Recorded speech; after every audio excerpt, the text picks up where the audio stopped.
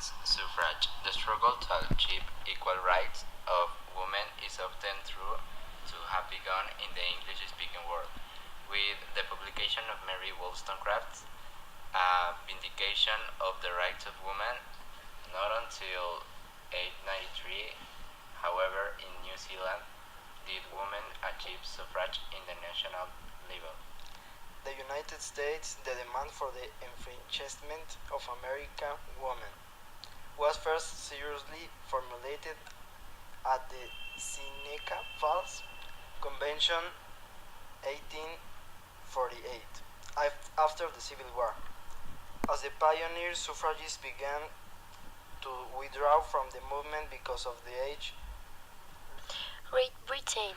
In Great Britain, the cause began to attract attention when the philosopher John Stuart Mill presented a petition in Parliament calling for inclusion of women's suffrage in the Reform Act of 1867. In other countries like Finland, Norway, Denmark, and Iceland, granted women the vote early in the 18th century.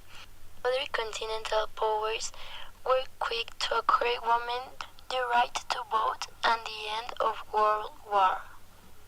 The Netherlands granted suffrage in 1917, Austria, Czechoslovakia, Poland, and Sweden in 1918, and Germany and Luxembourg in 1919. Spain extended the ballot to women in 1931, but France waited until 1914, and Belgium, Italy, Romania, and Yugoslavia until 1946. Switzerland finally gave women the vote in 1971. In Canada, women won the vote in Alberta, Manitoba, and in 1916, after federal suffrage was achieved.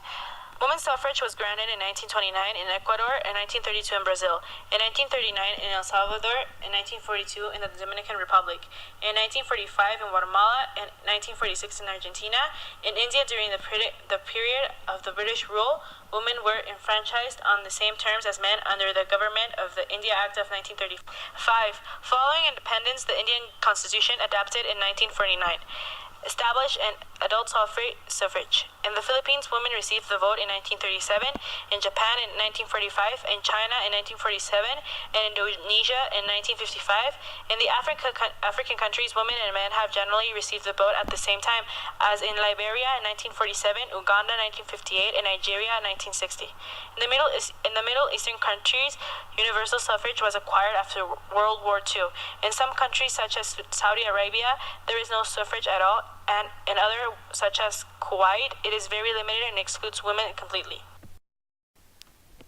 The following women were very important during the suffrage.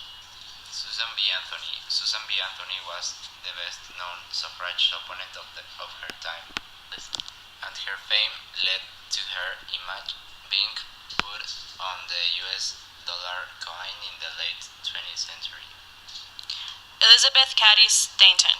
Elizabeth Cady Stanton worked closely with Susan B. Anthony. Stanton was a writer and theorist, while Anthony was a speaker and strategist. Alice Paul. Alice Paul became active in suffrage movement in 20th century.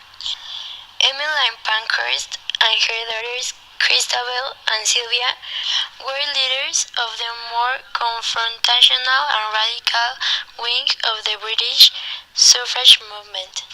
Gary Chapman Catt.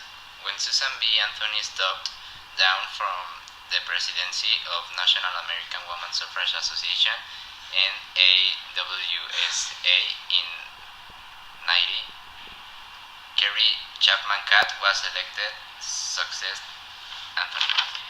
Millicent Garrett Fawcett. Millicent Garrett Fawcett was known for her constitutional approach to gaining the vote for women, in contrast to the more confrontational approach by the Pankhurst.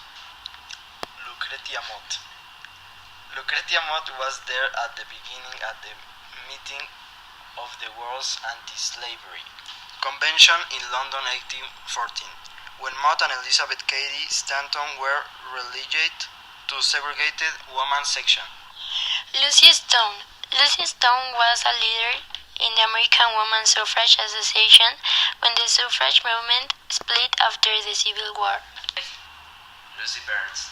Lucy Burns, a Vassar graduate, met Alice Paul when they were both active in British suffrage efforts of the WPSU. Ida B. Wells Barnett, known more for her work as an anti-lynching journalist.